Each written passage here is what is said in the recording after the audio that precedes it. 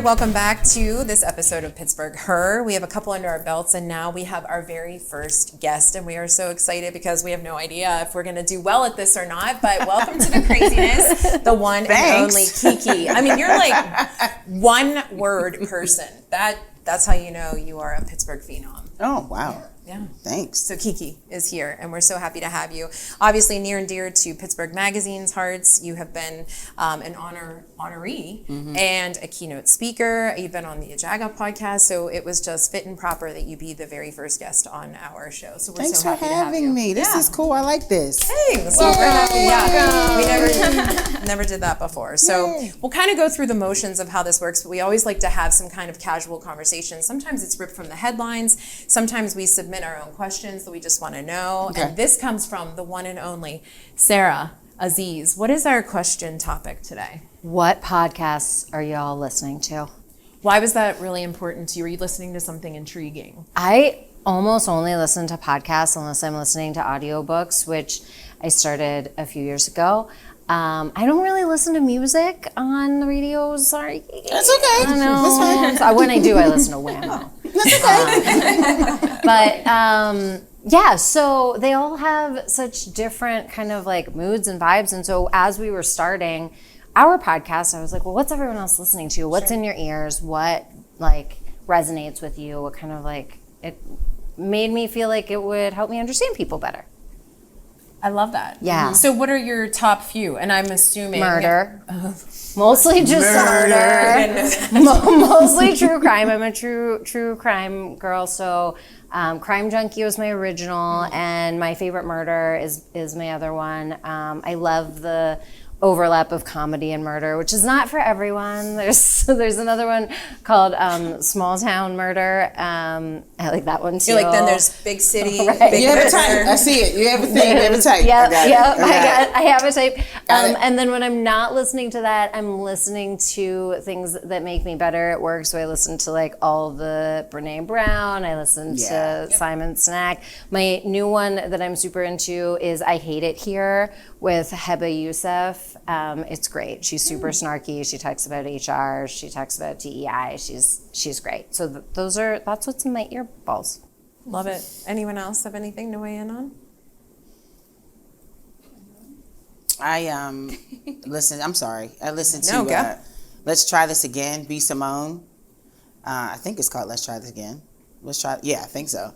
And I just think that she's just such a matter of fact person. She's like a comedian and actress, and she had this podcast a while ago, and I guess she and her partner fell out, and then she started her own podcast by herself.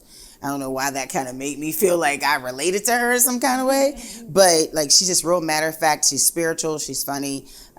So that one, and I cannot remember her name, but it's like Let Them.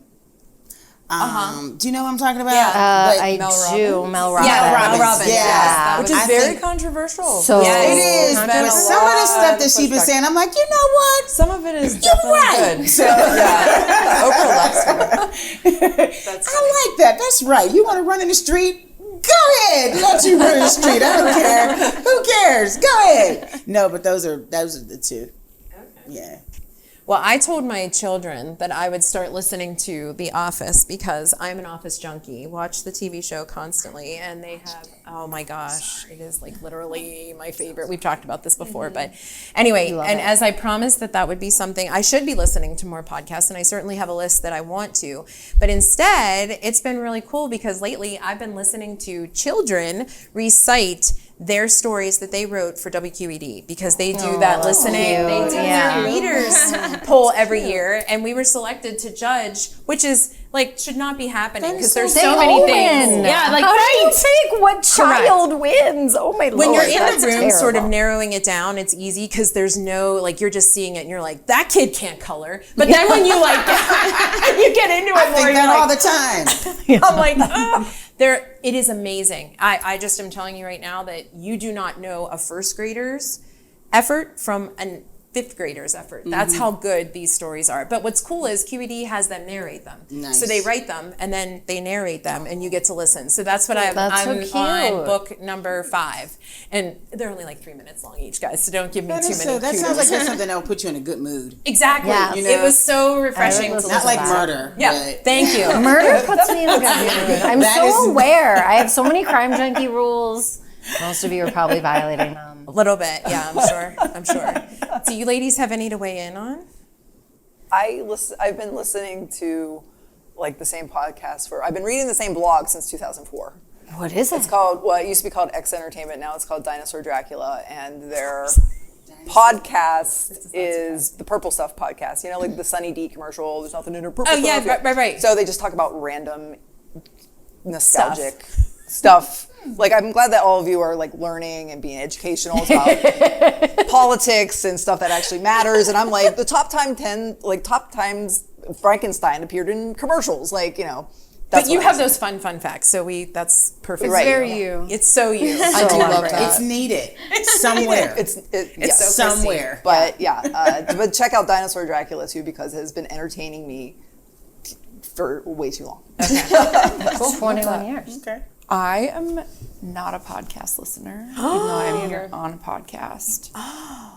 No, I'm not here to like compare jobs with anyone else, but I have a very overstimulating and demanding job. So when I'm in my car, I want to be soothed, and I don't want to listen to another human being's voice. I feel that way. I honestly, I will listen to music. I'll listen to an audiobook if I can stand it, but sometimes it like annoys me, and I just like need to Are turn you a it radio off. person?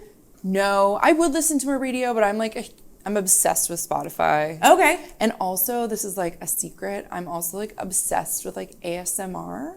Oh, see, I don't get that. I love really it. get it. I've loved it since I was a little Wow. kid. Me Like too. I'm like addicted to like listening to like Bob Ross. Sometimes I will listen to like a It's Bob so Ross. soothing. 100%. Video. Black That makes screen. But I couldn't While listen to it I'm while I was driving. driving. I love because Bob I would be Ross. sleeping. It actually helps me like focus. Really? I used to, when I was in med school, I had this, they didn't have it on YouTube yet because it was copyrighted, whatever. I had this 3-hour Bob Ross DVD and I would play it on loop in my laptop while I studied because it would like help me focus. See, you learned something new. I could never do that. But I love ASMR. Like I'll listen to like library sounds or like Sizzling bacon sounds just like rain. yes, or like rain sounds. Now I want We makeup. did this for the That's what I put posted on. that at the Humanities Festival. There was like an ASMR session, and I baths. was like, I'm It's sorry, great. what? Oh, Yes, it's and like- a bunch of my friends were like, we're doing a sound bath for Mother's Day, and I was like, That's not a sound that I like, but some people Same. it really vibrates. I walked like, out of 2 of them. tickles I their couldn't brain in the take right it. way. Yeah. Everyone has their own thing. To each their own. This is real? It's a very real thing. It does. It like Yes. makes like The the sound hair bowl? on the back of your neck stand up, and you feel this like,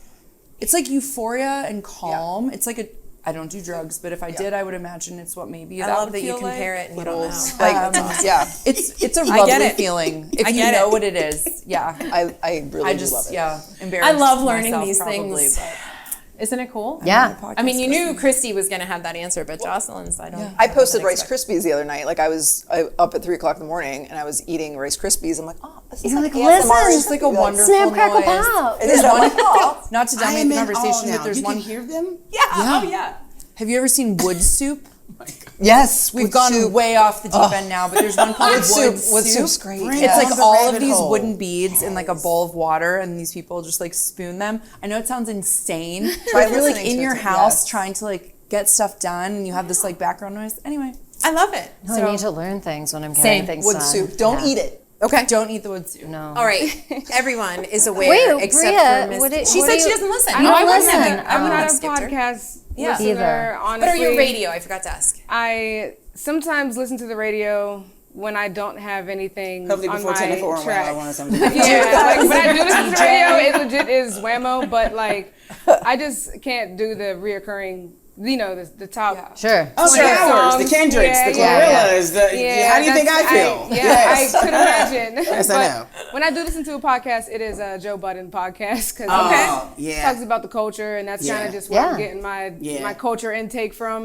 And Yeah. I'm very much like you. Like when I'm very overstimulated coming home from a DJ gig, and I want silence in the car, and like I don't want people talking to me. I don't want. I'm When I have I to do learn listen to to a be like podcast, that. it's just Joe Budden's voice. Yeah, I need that balance. Not a lot of people would like that because Joe Budden's voice is Well, a yeah, a little lot annoying. of people but also don't like Joe Budden. But right, you know, right. But it's what he That's a lot of says. fighting. That's the It thing. is what he Yeah. says, but you know, they do talk a lot about the culture Yeah. and like things that are just happening Yeah. right Yeah. now. And if you miss something in the today news, like they'll probably talk about it in their way. Yeah. Okay. Yeah. That's where that's my info resource. Fair enough. All right. See, I wasn't skipping her. I knew Thanks, she Sarah. didn't like it. Yeah, Sarah's like, Rachel, shut up. You're moving on to it. All right. So for Kiki's benefit, this is what we call Magnolia, but we name. Are you familiar with steel magnolias? Yes. Okay. So more often than not, this bowl is named Weezer because we're cranky. So I liked her. Weezer yes, that she's was my an girl. easy Shirley to MacLaine. resonate. Loved her. Yes, exactly. Yes. So you actually have the honor of choosing, and these are all different topics that we have put in. In each week, we refill and we decide. So when you leave, we want you to give us a topic. But you could go ahead and pick one now. Oh. But we'll want you to refill it so we can talk later. Do And I you read get it to now? Read it. Yep. Yeah. Read it out loud. Read it out loud. Like a child. Oh, that's one of the newest. Is Pittsburgh welcoming to all? It's a big one. Should I pick another one? No, you should answer that question. No. Right. That's correct. Bria's like, correct. That's all I got. All right, it was great talking. No, it's not. That was hard. Who wrote that? I mean, I think a lot of it really depends. For me, like I am a Pittsburgher, so I'm from here. However, I believe that there are still neighborhoods or areas in this city where I don't feel welcome. I would say Southside is one of them, and Southside has always been that way. I grew up in the Hill District, and I had a friend who lived on Sarah Street on the South Side, and we would meet on the Birmingham Bridge, and it was always scary for me because the looks I would get, there was bullying there, and I remember she was dating my then boyfriend's friend, and they came over to visit, and it was a big problem. It was a fight, and it was just bad, and it was like, why? Like, why, where did this come from? Why is it so why is it like that? And it's been like that for a long time, or I've held on to that memory, I guess. I don't know if it's still like that now, but just for me personally, it is just, I don't feel like it is welcoming at all. I think it's a great city, but I don't think it's welcoming to all. Are you able to compare it to other cities you've lived? And you could say, even though I was born here. I mean, I've lived in Baltimore. This is I've also lived in Baltimore. so. I lived in the county and I lived in the city, Yeah, and they're it's very totally different. two Two different worlds. Like the city is the wire. That's Yes. the dummy. That's that, right? Right. And then the county is, I'm a county chick. I was like, I gotta stay county. I can't do city. So it's different.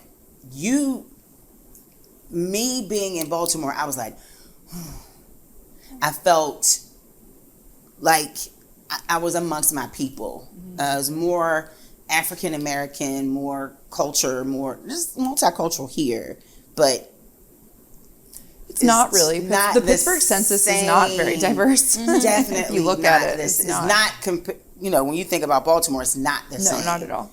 Definitely not the same. So I feel more. Gotcha. Yeah. Anyone else weigh in? Pittsburgh is a white place. I was gonna say that. It's like 75% white. Yeah. You can't change that. That's what the census says. It is that. So it is very white. it's so white, and there's many different kinds of white inside of the white. But I mean, there's a lot of mini Pittsburghs within Pittsburgh. I would say. I agree with that. I think compared to a lot of other cities, but can you compare it?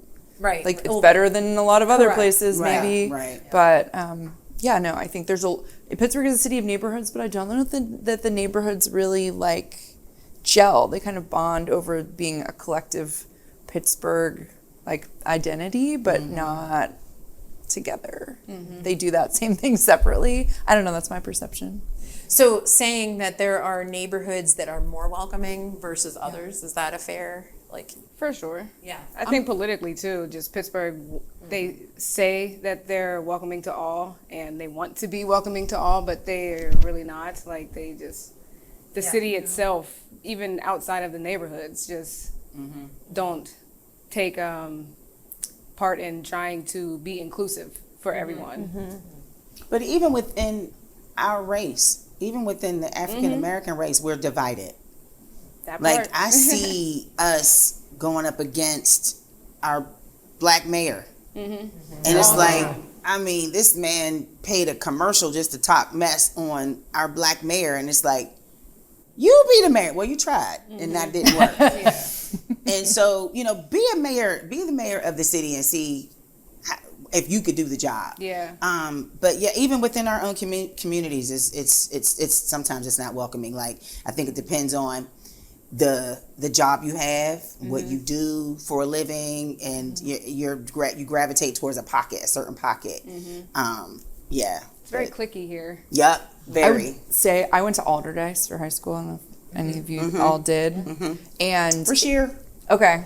Well, Alderdice is a weird school for anyone who knows about it. There are literally 3 different like academic levels that siphon from 3 different neighborhoods. And you can imagine exactly what those levels are. It is the most segregated place I have ever been. It has like no school spirit whatsoever. And like the 3 groups of kids, like the wealthy white kids from Squirrel Hill, the like middle class white kids from like Greenfield and Lincoln Place, and then like the black Hazelwood. kids from Hazelwood are in 3 different courses with 3 different groups of teachers. They never even talk to each other. And it was a very hostile environment. They don't, when the bell rings and you walk through the halls, it's like 3 different schools in one school. And I feel like that is what Pittsburgh is sort of like. And it was really like that. And it was extremely uncomfortable. And that's sad being youth, because Yes, you you're learn, going to you carry learn it that very into early. adulthood. Totally. Yeah. Wow. Yeah. Okay.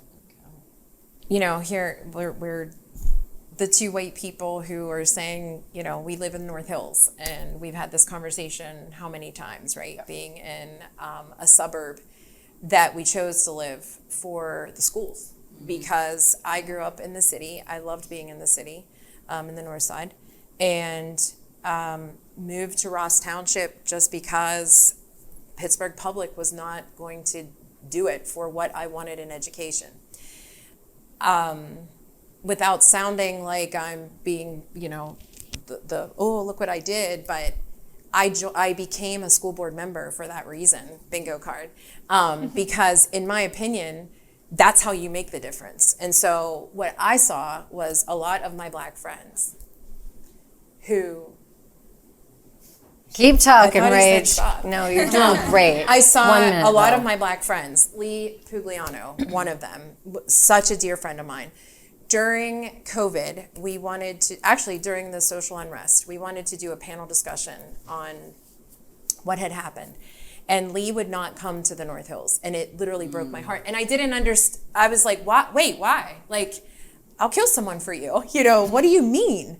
And she's like, I don't feel comfortable coming there. And I took that back to my school and said, this is the perception of someone who I have known, and we need to do something about this. Like, why is it this? And we are one of the less north schools. The further north you get, unfortunately, the more you do hear those kinds of things. So, you know, from that perspective, my husband and I always made it top of mind for our children to not do everything in the North Hills. Our kids did not play baseball in North Hills. They played baseball in Woods Run, actually, which is, you know, a subsidiary of the North Side. That it was a lesser white population there. And we felt that they needed that balance because that's how we grew up. And we saw that we made this choice for education purposes, but they needed more of a cultural background. Not everybody's like that. That doesn't mean I'm wonderful. That just means that worked for me. And it shows now when I see my children interacting beyond North Hills. There are kids at North Hills, like I'm sure Christy can attest that, you know, my son, for example, is best friends with someone who lives in Spring Hill. And the parents will say, are you letting him go there? And I laugh. Of course I'm letting him go there. I don't know. There are North Hills people, and I'm not downing them, but who have never been out of that area because that's all they knew. So it was a little different for me coming into that area from the city. And so I think it's easy for me to say, but I think I can say the more work you do to try, we've had the conversation about how do you become more welcoming? You have the uncomfortable conversations. I'm not afraid of that.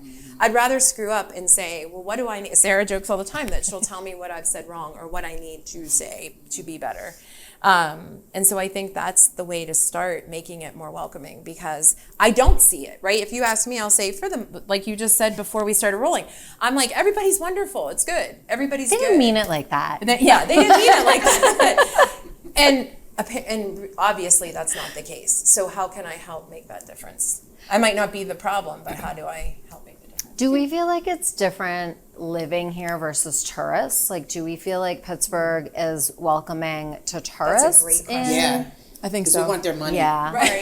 Yeah. Yes. Or the and persona do you being- feel like, that persona, like when you land at the airport and there's the videos of like, you're in Pittsburgh now. I always laugh at them because I'm like, where am I going? Where's that What going? is Where is this? that? What is this? I want to go there. Very diverse place. Right. Yeah. It's like entirely shot in Oakland on like college campuses. But okay, yeah, that my perception is that like surface level, we're pretty good. We're getting better with the food. We were pretty bad with the food for a really long time, but I feel like that is getting more diverse. But yeah, once you're like in it, Sure. it's a different vibe. We see it differently. We're responsible for how we live here. So we have to pay bills here. We have to travel here for work. So when people are coming to visit, they already have a plan. Some, I would hope, would have a plan. This is where we're going to go. This is what we're going to do. This is what we're going to see. And then we're gone. Yeah. And then they're in an Airbnb or they're in a hotel, which is clean. Yeah. You don't have kids running around or you have the, broken faucit or whatever. Not in certain So it's neighborhoods, right. And so it's already made up for you for when you visit and then you're gone and it's like, oh my God, that was such a great place. How come we don't go anywhere? It's like, I live here. Like, what are you talking about? You know what I mean? And so I think that we do see it differently. Yeah. And the city will cater to that. Like, no, we don't want homeless people downtown. No, we don't want this. We need to keep our city clean because people are coming in and we need to make it look good. The draft's coming. We're going to do all the construction because, When people do contact me and they'll be like, where should I eat in Pittsburgh? I mean, what a loaded question. And like, and this is probably, I don't have time to be doing this, but I do it because I'm very proud of the city and I want these people to have a good time and not just go to the places that, have Permanis, but go somewhere else. Deeper than that. It's so much deeper than that. And so go to these neighborhoods that you're not going to be hearing about and, get an Uber so you don't have to drive because these roads are not tourist friendly. Oh my God, can you imagine? Good point. Yeah. I mean, They're not resident friendly. Right. that's very true. So, I mean, I was born and raised in the suburbs, but I feel a lot more comfortable in the city where I can walk and explore. In the suburbs, there's no sidewalks. Like I can't even walk around like Ross. Right. And So I want to explore, and that's how I learn, and that's how I educate myself is just by going around and doing things and talking to people. So, but I have that kind of job where I can do that. Sure. So I know that's not normal, but the more tattoos I get, I feel like the less I'm allowed in the suburbs because I'm scaring I children. thought that was a thing now. 'Cause Yeah, you folks can are come to getting- Swickle. They're That's good true. now. You should see the Wow. soccer sidelines. Yeah. They all look like Christine. Yeah, you're good. Oh, yeah, you're good. Okay. All right. You're not a good. badass anymore. No. It became cool now. Well, it's always been cool, but Yeah. Yeah, mainstream. The coolness Maria, part what did you have to did not add? hit me, but I was just gonna say, just imagine how many people live like you but aren't intentional about it, just are strictly, I'm in the North Hills and this is how we live out. So many parents, I could imagine that just don't even have that type of intentional want for their kids to explore and be a part of other things in different locations and be diverse. It just, that I feel like it's a lot, whereas people doing the work. Yeah. Internally, I can people who do the work, and it's okay to live somewhere else, like because the school system is better. And you want to Sure. Yeah. all PPSs, and it's just. And I think that's that's another story. Exactly. Because it's so sad to see that the people are leaving the city for that reason more than any other reason. And they're certainly doing what they can.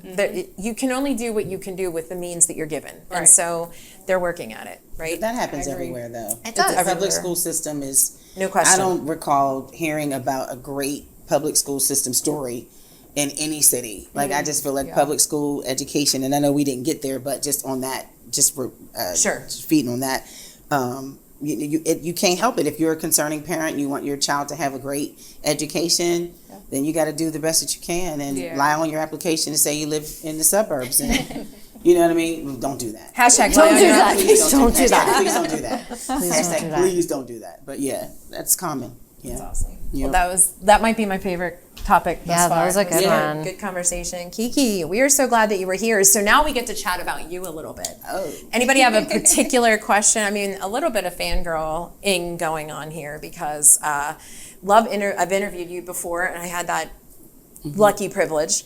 But you are truly a Pittsburgh mainstay. You did leave and come back. I did. You have some longevity in the sense that you have royalty in your family. You are a land of gift. I mean, you really are. Right. I mean, but what I love most about you is your community sense in that you fit in no matter where you are. Anything that I've seen you do, you belong there. And kudos for that, because that's not always easy. It's not. It's actually it's really challenging because sometimes you just want to walk in without a bra and a bonnet and just like, what? But I can't. You could hear. I mean, you could. We would not Thank judge. you for the safe space. Next time I'll definitely come in with no bra and a bonnet. We'll burn them. No, but I guess I could respond to that. Sure. Thank you. I'd never looked at myself as that. I'm just a person that is really passionate about what I do, and I learned what I do from my dad that you call royalty. I call him Dad. My dad just started this career when I was a little girl. He's been a DJ and a performer all his life, and he landed this job. He was a street DJ. And he got a job at Whammo. He was hired at the original Whammo and is owned by Sheridan Broadcasting. And he was the first mixed DJ on Whammo that played hip hop music. He played rap music, the first DJ to play rap music on the radio. And that was just huge. Wow. That's just, to be that person responsible. But to be his daughter growing up in that era and living in the projects, that wasn't fun because I was teased a lot. Because you can't do good stuff living in the hood, But with his, encouragement, he got me into the game, and I take his legacy seriously. Everything that he's done, I wouldn't be where I am today without all the sacrifices that he's made. There are other people that have played a role, but with him and my grandmother, her spirit of community, I carry that with me everywhere. And so, I've seen her give diapers. She was in charge of the food pantry in Garfield. And I would see her cuss a young mother out because the baby didn't have no pants on. When you get the baby no pants, go in there and go get some pants for that baby. Get the baby get some milk and da-da-da-da-da. She cuss you out, but she would give you what you needed. And I was like, I like that. And so, just that giving spirit and my work ethic and everything that I believe in as far as being a spokesperson for Whammo, I feel like that is my role now. Because Whammo's changed addresses. And so now it's Whammo 1073 and it's owned by Odyssey, which I'm very grateful for.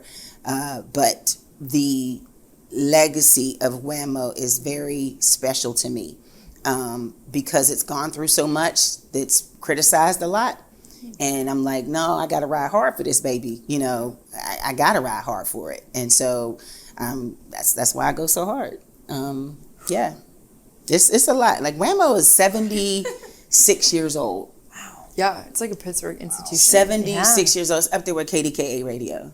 And when you ask people about Whammo, they say, "Oh, Porky Chadwick, or Brother Matt, or maybe younger. I remember Chris Kelly, rest her soul. I remember the Bad Boys, and I was there during that time. I remember being a little girl, and it was my dad's weekend to watch me, and he had to do an air shift, and I would sleep under the console with my Cabbage Patch doll. I would sleep, and he would do the air shift. I don't know. One time he tricked me, and he said, "All right, I have to go to the bathroom. When the record stops, I need you to push this button." I think I'm maybe 7, 8, 9. I can't remember, but I'm young, so I'm standing there, just staring at the button, and my dad is watching me, and he's cracking up, and he's just like, I think it was automatic. I didn't have to push anything, but he just wanted to see what I was going to do. But that's just how much I have been around that name, Whammo, and so I don't take it lightly, and so I defend it at all costs. Like anybody talks mess on it, oh, the signal's bad. Well, you get us a new signal then. You know what it costs to get a signal? Like you do this, and so yeah, I didn't mean to ramble on. No, that was not a ramble at all. Yeah, I love it. I love the station. I can't walk away from it. I can't. I know, right? Any other questions? Whammo needs people like you more, just in general. Yeah. There's so many people that I hear on the air when I am listening to the radio, and I feel like they don't last very long. It's just always a different voice, always a new Pittsburgh accent I'm listening to, and I'm like, who is this kid on here now? And I'm like, I'm so sorry. No, that's another conversation. Yeah, right, girl. He make me turn it sometimes, but I do love when I listen to Whammo and I hear like one steady person and somebody who just has so much longevity like you in it, and I feel like that's just what's needed to show like some legacy. And people don't know how long Whammo's been around. Like I remember growing up listening to Whammo too. Like it's your boy J. Crew from 106. Think you got flows? Let me know who's this. And people call in and do all this crazy cool stuff, and like that is like my version of Whammo growing up, and they don't have so much of that now. Radio's changed. It's changed a lot. So much. I guess my question to you is,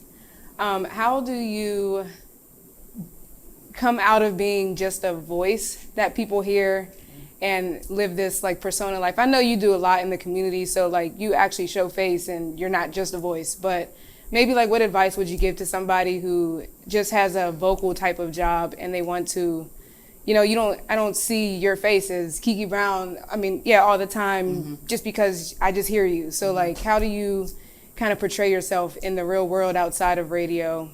How do you... That became something I learned a long time ago. Like you have to be out. It's a suit that you wear. It's who you are. You're the image, and who you are on the air needs to be the same person that you are out in the streets. And don't just hide behind the mic. You have to be out. Or how do you want to, now we're into trending and TikToks and streaming and podcasts and things like that. So, times are different where you have to be outside more. They rely on you being more outside than inside the studio because more people watch you outside than listening to you inside the studio.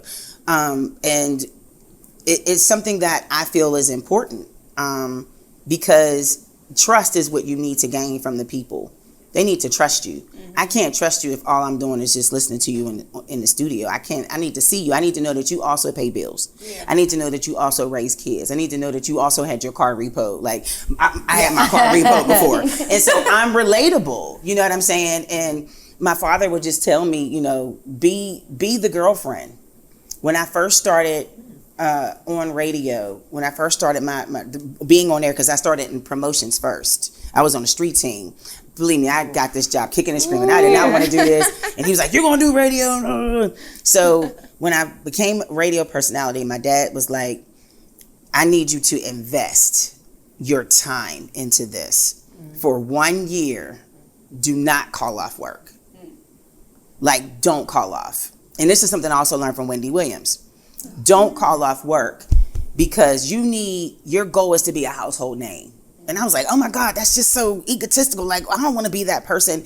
No. If you want to win in this game, you got to be dedicated, and people have to see how dedicated you are. You got to sacrifice your time. Yeah, I know you got a baby. At this time, I had a little baby. I know you got a baby, but you got a village, and you got to work. You got to be out there, and you got to earn their trust and be there every day and make people laugh and make them think. And make them want to call you. Make them angry if you have to. Like, bring out an emotion. And that's something that I've learned to do. And so it's easy for me because that's how I came up in the game. And a lot of the people that I came into the game with are either in other markets still doing it, no longer doing it, or they've passed away. So like Chris Kelly, she used to do middays back in the day. She's one of my mentors. She passed away. But she was like, girl, be fly.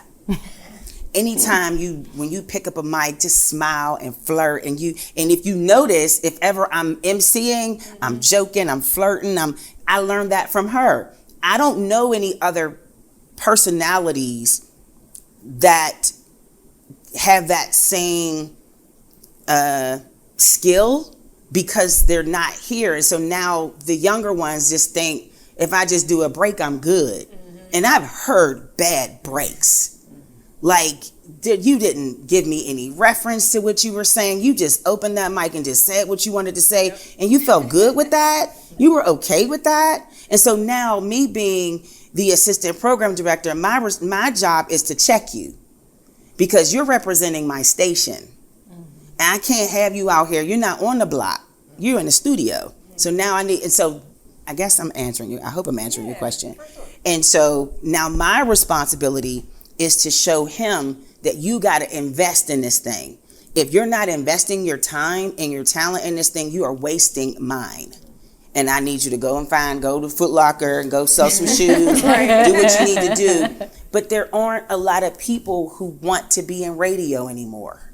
And so all we're left are the TikTokers and the people that just want to talk on the radio. Yeah. And so now I'm like, well, now I got to deal with this. And it's not bad, but it's work. I hope I answered your question. Yeah, thank you for that. Yeah. I think it's fair. All right. Listen, my favorite episode. I don't say it all the time. The 6th, but we really appreciate you coming on. It means a lot to us to have it. We're all learning each other, but always like that was wonderful, at least. And hearing your story to go on a little bit more. I mean, we have to have you. It's just mine. I'm not doing that good. Don't want to put you on the spot, but quick shout out to a woman-owned business. Anyone you there you go. There you go. Yours. Media marketing and promotions, social media management, marketing, and our service. We do list in 2018. There you go. How about didn't know that, right? Yep. All right. It was awesome to catch up with Kiki. Please make sure you continue to listen to us on wherever you get podcasts, including Spotify. This is the Pittsburgh Her. Sarah, what do you have to say? See you next Tuesday. She kills me.